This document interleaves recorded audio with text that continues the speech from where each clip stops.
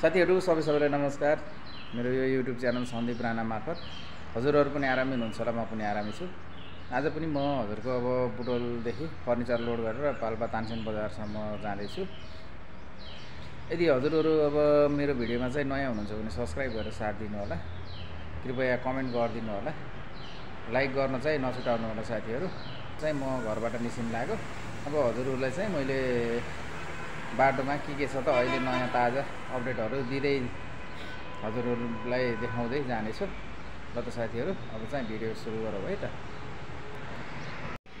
साथीहरु अहिले चाहिँ अब म घरबाट निस्किँदैछु। अब मेरो गाडी चाहिँ यहाँ देख्नुभयो होला, पार्किङ गरेर राखेको गाडी यहाँ पार्किङ छ। अब चाहिँ कोल्ड स्टार्ट गर्नुपर्छ।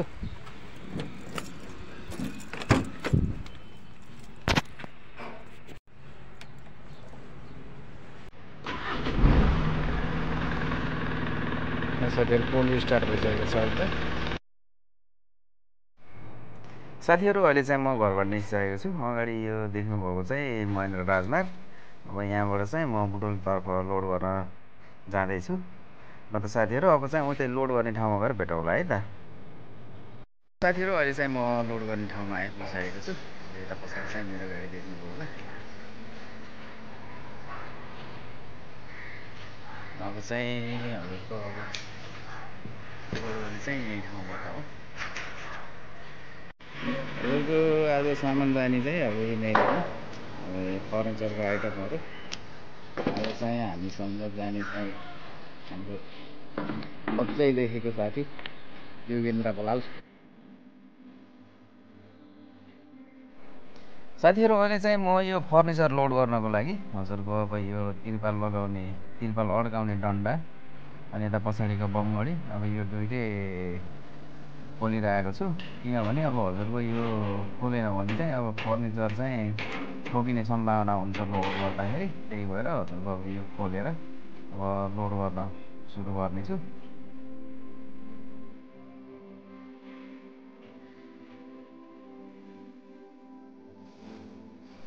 यो हजुरको यो अब यो बत्ता देख्नुभयो होला, यो चाहिँ फर्निचर स्क्र्याच नलाग्छ भनेर तलतिरपट्टि बिछ्याएको।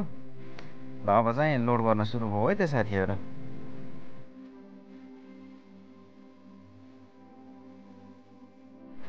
साथीहरु आज चाहिँ हामी अब 4 जना 5 जना जति छ लोड गर्ने चाहिँ फर्निचरको सामान।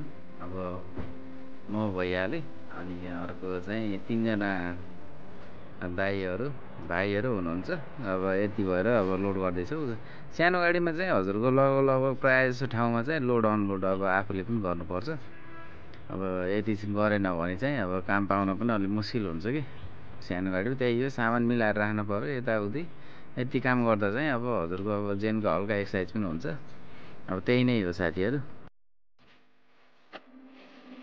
ल साथीहरु, मेरो गाडी चाहिँ लोड भइसकेको छ। अब चाहिँ म रसी बान्दैछु। अब रसी बानेर चाहिँ हजुरको अब यहाँबाट निस्किनु पर्छ है त साथीहरु। र साथीहरु अहिले चाहिँ अब लोड गरेर सिद्धिसकेको छ। अब चाहिँ हामी यहाँबाट निस्किँदै छौँ। अनि म यता चाहिँ अब हाम्रो देवकेन्द्र बलाल, मेरो जन्मदेखिको बच्चैदेखिको साथी, जन्मदेखिको भन्दैन बच्चैदेखिको साथी।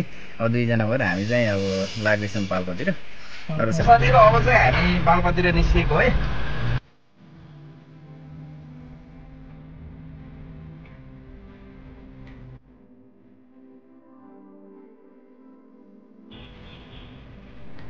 साथीहरु ल हेर्नुस्, यो अब यो बाइकवाला के भन्नु है। अब यहाँ चाहिँ हजुरको अब रिक्साहरु बेसरी छन् कि यो भित्री बाटोमा।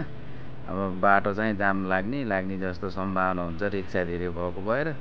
हुन त अब आफ्नो अब पेसा त अँगाल्नै पर्यो, अब त्यस्तो भनेर त भएन। साथीहरु यो अगाडिको देख्नु भएको चाहिँ अब यो ट्राफिक छ।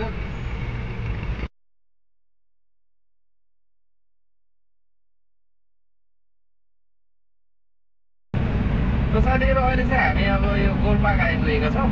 अब यो हजुरको यो डब्बा जस्तो माथि देख्नुभयो होला, यो यहाँबाट चाहिँ हजुरको अब cable car, welcome to Lumbini cable car लेखेको देख्नुभयो होला। यहीबाट अब हजुरको यता अब राइट लाग्छ केबुल कार चढ्नको लागि चाहिँ।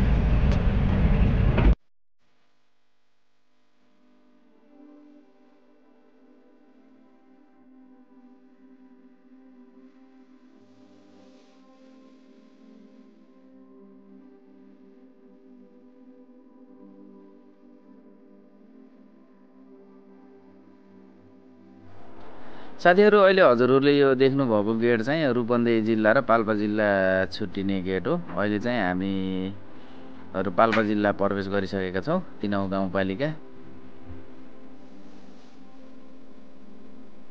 अब यता तलतिरपट्टि देख्नुभएको नदी चाहिँ अब 3औं नदी हो।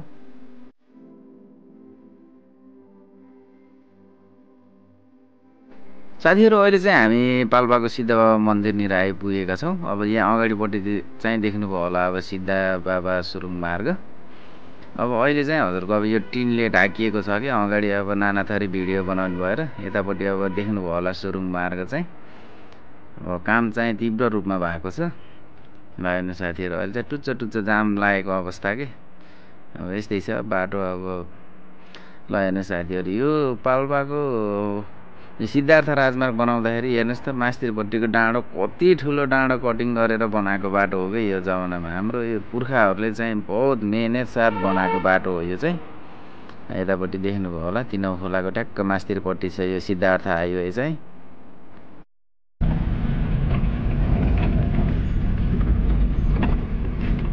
साथीहरू सुरुङ चाहिँ अब यहाँ पनि छ है फेरि। अब यो चाहिँ के को सुरुङ हो अब यो बाइपासवाला होला कहाँसम्म।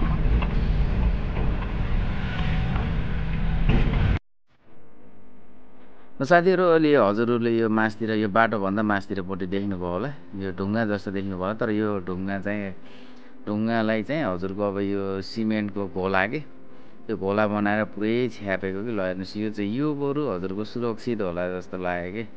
यो हजुरको बरु यो सुरुङ खन्नभन्दा त्यत्रो लगानी गर्नुभन्दा चाहिँ हजुरको अब यो गरेको भए चाहिँ हजुरको धेरै राम्रो हुन्थ्यो होला। अब लगानी पनि कम लाग्छ होला सुरुङभन्दा चाहिँ यसमा चाहिँ। अब हजुरको अब बुटोलदेखि दोभानसम्म चाहिँ अब हजुरको यात्रा चाहिँ सुरक्षित हुन्छ यही किसिमले यस्तै गराउँदै जाने हो भने। अब यतापट्टि हजुरको अब यो देख्नुभयो यो पनि यही सिमेन्ट यो पुटिङ भन्छ कि के भन्छ अब त्यही गराउनको लागि चाहिँ हजुरको अब यो फलाम जोडेर हजुरको अब यही छ्याप्नको लागि चाहिँ यस्तो बनाएको हो यो चाहिँ।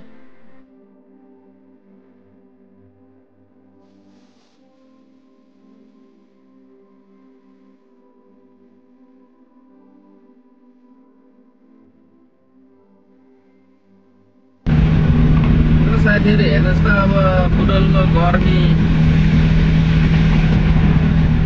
अब बर्बाद बनाइदियो। अब पाल्पातिर अब शीतल खान जाउँ भनेको यहाँ पनि पुरै जङ्गलमा डढेर लाएर पुरै धुवा लास्टै गर्मी रहेछ। अहिले चाहिँ हजुरको अब यो चैत्र वैशाखमा चाहिँ त्यसैले जुनसुकै ठाउँमा पनि रहेछ क्या डढेर लाग्यो। हेर्नुहोस् त यतापट्टि पुरै धुवा मात्रै छ क्या। खतम छ के खाना लाउनु परेको हो यो डढेलो।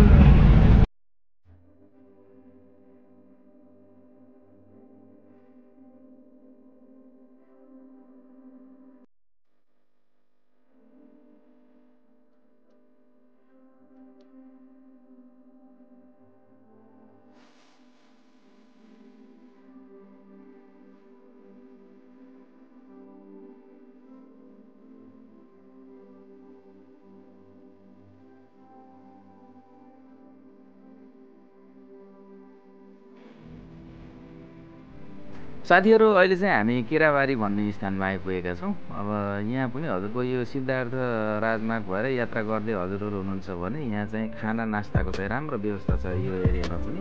सबैभन्दा सुरुमा चाहिँ हजुरको खाना नास्ताको व्यवस्था गरेको यो सिद्धार्थ राजमार्गमा चाहिँ यहीँ केराबारी भन्ने स्थानमा हो साथीहरू।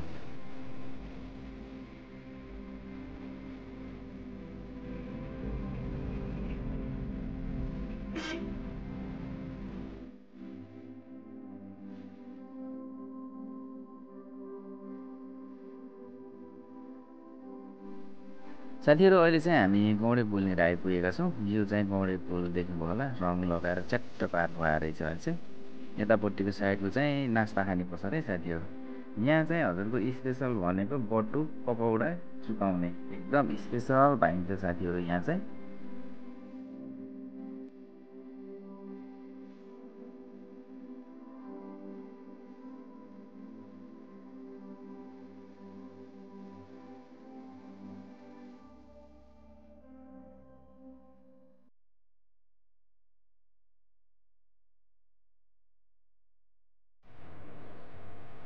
साथीहरू अहिले चाहिँ हामी परवासनिर आइपुगेका छौँ। उतापट्टि रातो देख्नुभएको चाहिँ हस्पिटल हो, त्यो चाहिँ मेडिकल कलेज। अब यो चाहिँ अब परवास पनि पछिल्लो समय चाहिँ राम्रो विकास भएको छ कि हजुरको।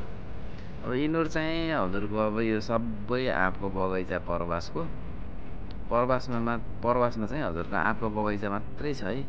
कति ठुल्ठुला बुटाहरू छन् कि यो चाहिँ धेरै पुरानो बुटा हो। यो आँपहरू पनि अब क्यामेरामा त देखिएन, तर लटरम्मै फलेका छन् कि आँपहरू चाहिँ। ल साथीहरू, अहिले हजुरहरूले अब यो लुम्बिनी मेडिकल कलेज भनेर गेट देख्नुभयो होला। त्यहाँबाट भित्र चाहिँ हजुरको यहाँ एमबिबिएस पनि पढाइन्छ है साथीहरू। औषधि उपचार गर्नुको साथै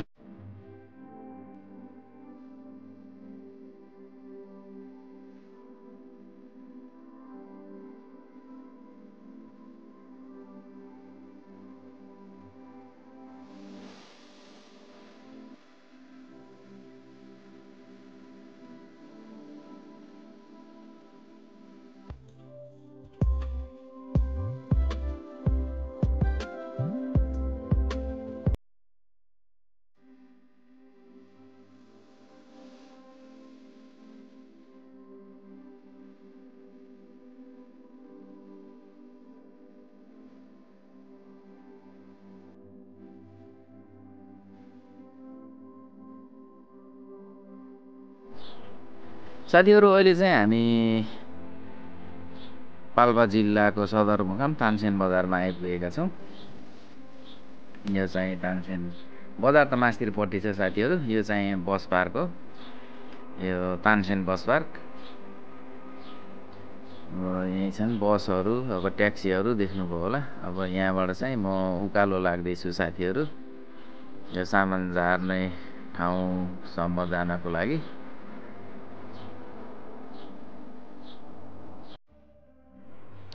साथीहरू अहिले चाहिँ हामी टुँडिखेलनिर आइपुगेका छौँ। यो हजुरले अगाडि देख्नुभएको यो गेट चाहिँ टुँडिखेलको गेट हो। यहीँबाट भित्र छिर्ने हो टुँडिखेल जानको लागि। यतापट्टि गाडीहरू देख्नुभयो जिपहरू। अब यिनीहरू चाहिँ नम्बरका जिपहरू, गाउँतिर जाने जिपहरू। यहाँ चाहिँ बिच बाटोमा चाहिँ अब रोकेर कुरा गरिराख्नु भएको छ। ल अब गुरु पनि निस्किनु भयो, सायद अब नम्बरमा लाग्नुभयो होला अब गाउँतिर टिप खान। अब चाहिँ म सामान अनलोड गर्नको लागि जाँदैछु है साथीहरू।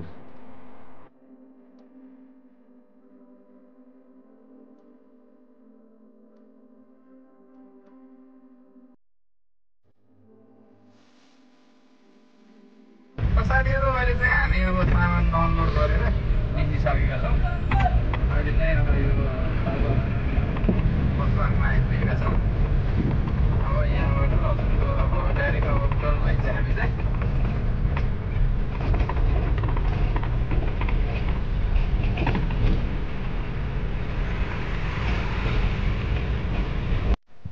साथीहरू अहिले चाहिँ म घरमा छु। अब हिजो पाल्पा गएर आइयो हजुरको बुटोल चाहिँ। हजुरको म त्यस्तै पाल्पा गएर चाहिँ 4 बजीतिर आएको थिएँ। 4 बजीतिर आइसकेपछि फेरि हजुरको एउटा लोकल काम गर्थ्यो। अनि त्यही गर्दाखेरि रात पऱ्यो।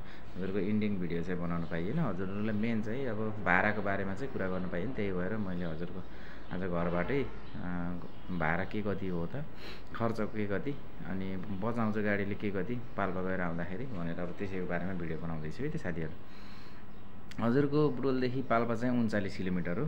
फेरि हजुरको अब 39 किलोमिटर लगभग उकालै बाटो हो। फेरि अब त्यो पनि ख्याल गर्नु, त्यो हजुरको लगभग 10 किलोमिटर बाटोसम्म छ होला, नाइबा अरू चाहिँ उकालो हो कि उकालो। अब त्यस्तै हो हाम्रो सानो गाडी।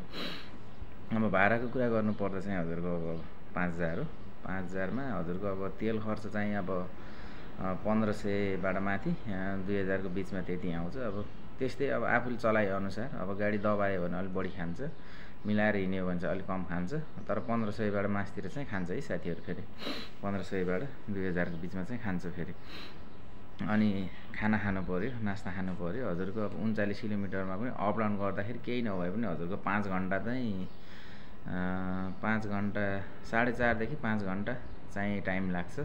अब त्यति बिचमा अब खाना नास्ता अब त्यस्तै हो। अब बिहान गयो भने खाना नि खानु पऱ्यो। अनि गर्दाखेरि हजुरको अब 2500 सम्म चाहिँ खर्च आउँछ। त्यही हो। 22 देखि 2500 को बिचमा खर्च आउँछ भनौँ न। 2500 50-50 अब बस्ने चाहिँ त्यो 50 नै हो, 50% नै हो हजुरको। अब पुलिस खर्च यताउति गर्दाखेरि फेरि पुलिस खर्चको त अब उतैबाट पाइन्छ, पुलिसमा लायो भने चाहिँ हजुरको त्यो भइहाल्यो हैन। अनि हजुरहरूलाई चाहिँ आजको भिडियो चाहिँ कस्तो लाग्यो, यो भिडियो पाल्पाको भिडियो चाहिँ कृपया कमेन्ट गरिदिनु होला। नयाँ हुनुहुन्छ भने सब्सक्राइब पनि गरिदिनु होला। अनि एउटा लाइक चाहिँ गर्न नभुल्नु होला है त साथीहरू। यस्तै छ अब कमाइ भन्ने कुरो अब त्यस्तै हो। अब आफ्नो अब जान परिवार पालिएकै छ। एउटा चाहिँ मेन चाहिँ हजुरको अब बच्चादेखिको साथी भनेर मैले हजुरलाई जुन देखाइरहेको थिएँ भिडियो, उसको र मेरो चाहिँ संवाद चाहिँ भिडियो चाहिँ रेकर्ड भएनछ कि। मेन कुरो त्यही दुःख लागेको छ यो भिडियोमा चाहिँ। हजुरको अब कुनै दिन मौका चान्स समय मिल्यो भने चाहिँ उसको र मेरो गएको एउटा छुट्टै अब संवाद सहितको भिडियो ल्याउने छु साथीहरू। यति नै, अर्को भिडियोमा भेटिने नै छु साथीहरू। आजको भिडियो चाहिँ यति नै है त।